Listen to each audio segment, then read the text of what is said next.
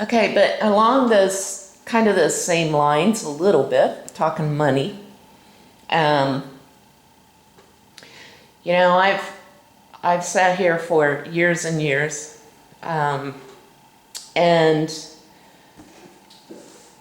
watched what I opine is a lack of energy on the city's part to go to the Clark County, to go to the state and get funds and monies and grants that, we are entitled to as a city. Most of the time the Clark County Commission thinks that the county line ends at Apex and forgets that, Mesquite is in Clark County. Mm-hmm. But the same with the state. So the pickleball court complex funding recently that the city council passed is a good example of what I get frustrated with. And that is the council, and I love the idea of the pickleball court complex. That's not the issue. But the council, spent a lot of time discussing the funding. Well, we can go to the RDA and get some funding there. We can use the community block grant program, which they did. And, there's money there. We could go grab some out of this fund and then pay it back and yada yada. And bond. They were talking about bonds. Yeah. Not once in that conversation or previous conversations over the past 10, 15 years have I ever heard them say, well, let's go to the county and get some, they've got a pot of recreational money. The state gives out $1 million a year in tourism grants. Now, during the discussion for the pickleball court complex, they were saying that, hey, this can really bring in, a lot of tourists. We have never gotten any of that $1 million from the state that they divvy up around, especially smaller communities like ours.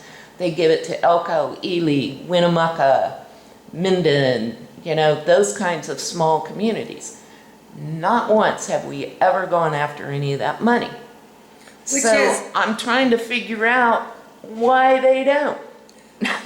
which is a great conversation to have, because I went to that meeting where Sunrise Engineer was there. Yeah. And I was sitting there, I wanted to hear what they had to say. And one of my questions is, are there any grants to get the rest? I mean, I feel that we need to build it in its entirety.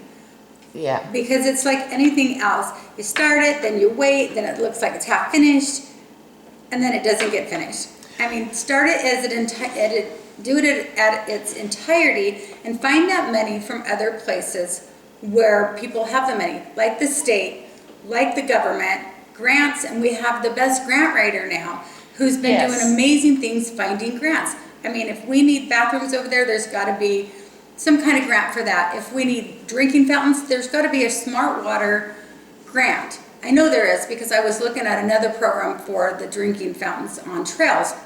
There's got to be an eco-friendly grant, where you refill instead of using plastic. One of the things is, there's got to be a grant. So I am all over that, but I'm the one who's enthusiastic enough to say, we need to do this. We need to move forward, because the answers always know if you don't ask. Well, and we do have a good grant writer, and we've got a terrific grant writer in the police department with Kim Otero. Exactly. Who has brought in a lot of equipment and funding for equipment and training and things like that. But it just seems like the city is content to just sit in our own little pocket and not go beat on somebody's desk. And are you willing to go beat on somebody's desk? Yes, I am, absolutely, because when I see something that needs to be done, it's a how are we going to do it, and let's find a resolution. It's not put it under another file and wait, because we really need to get those things that other little cities have. And if we start knocking on their door, and that's why they don't come to us and say, hey, we have some money, do you want any? Yeah, they're not gonna, knock on they're our gonna say, door. hey, what can you use it for? We'd like to really, give it to you. But we really need to. We need to address that how much money and keep going after it. And what's our limit? And this is what we need. Because I totally agree. Tourism, it's gonna be huge here. And those pickleball courts, are gonna, when I think about when I went to the meeting regarding the pickleballs and they unveiled the plans and stuff, I was impressed how much work they've done. And then when I talked to the president of the senior games, and I talked to him about seeing other pickleball courts like in Bend, Oregon, and they're huge and they bring in so much tourism and travel. And you know what?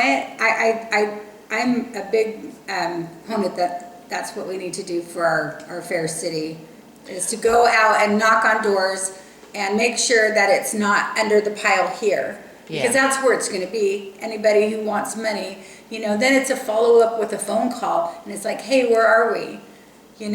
Well, one of the examples that came out in my interview with the Mayor Lippman the other day, I think is a perfect example. The Welcome Center over at Exit 122 has been closed now for 3 or 4 years. What a terrible message. And I say that all the time when it says Welcome Center closed, and I drive by there 5 times a day, I cringe going, take down the Welcome Center and just put closed. Well, here NDOT is spending $9.5 million on resurfacing I-15 right through the middle of Mesquite. You're saying that, it costs $40,000 to operate that center a year. And the city couldn't put something together to either close it and take the signs down, and I think they're probably going to with all the re-signage they're doing, but it just seems like the city said, oh yeah, okay, well, I guess no, you're not gonna do they could have taken a few more dollars out of that $9.5 million that NDOT is spending and do something with that tourism center. We are sitting here on a major interstate at the border of Nevada. But it's just like when the NDOT decided to close it. It's like, well, okay. Now, I'm sure there were some conversations, but I didn't hear anybody beating on somebody's desks. And I say that, right, figuratively. And I've asked that question, and it's not until you are privy to that information will they tell you, oh, we're working on it. Well, working on what? Work faster. Yeah. Because it's an eyesore. It looks terrible. Somebody's got to do something. They're like, oh, it might be a land swap. It might be condos. It might be this. And I'm like, what is it? Because there's a whole bunch of what ifs or rumors or whatever. And so I don't even have, an answer.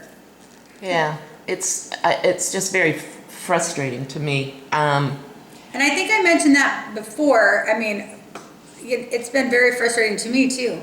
Yeah. Because living here for 25 years, it was here when I was here, when I moved here. Yeah. And you see the cars in there, you see the RVs in there, you see people going in there. And to me, it just looks like, yeah, you know what? That's not good enough.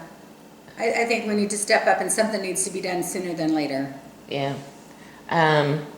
You mentioned the bonds that the city discussed, or the city council discussed at one of their previous meetings a while back. You're the first one to bring that up in all the interviews I've done. So tell me what you think. So and I'll tell you, I was there, I sat through that whole conversation, and one of the councilmen said, well, we don't even know what's going to happen next year. Well, we can't wait for next year. If the bond money's there, if we can get bonded, if the interest rates are low, I don't know what I'm going to be doing next year either. But there are some things we need in the city of Mesquite. And if we can get that bonding, I'm all for it. We have other, maybe ball fields, do the pickleball, some other things around town to beautify downtown.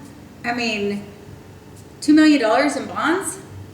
You know, if that's the case, get 3 million. Yeah, And let's take care of everything. You know, now that they hired the gentleman for the, you know, to do the downtown RDA, you know, they're gonna pay Yeah. him $36,000 to come in and tell us what we need. Well, what if he comes and says, well, you know what, if you were to do this, you know, this would actually attract more people, but how are we gonna do that? You know, so if we were to get bond money and start doing it, quit waiting for next year, quit waiting for what's happening or what ifs, you know what, let's do it. yeah, because I think the city manager said that, you know, this is the lowest interest rate cost there's ever Absolutely. been. And it's crazy. I sell homes, and you know what? We did not slow down during COVID because people are like, I am buying a house. Yeah. 2.65% interest for 30 years? Holy cow. Okay, so refinance. Wow. I mean, If I had a mortgage, I would. right. You know, so, I mean, people are still buying, people are still traveling, people are still, and actually they're coming out of the COVID a little bit more now. Yeah, And they're still traveling, and that's evident of the freeway. You know, Yeah, the it increase is. of the accidents and everything. People are traveling now. They're driving more by car, and that's why it's imperative that we get that the welcome center, do something with it. Yeah. But we need something in town that's going to attract people here so they can, you know, stop in and see what Mesquite has to offer. yeah, So I would love to see it be, you know, Mesquite, of course, with all the surrounding areas, because people want to know, you know, the Grand Canyon, Yeah. Zion, Las Vegas. Do we want to stay here?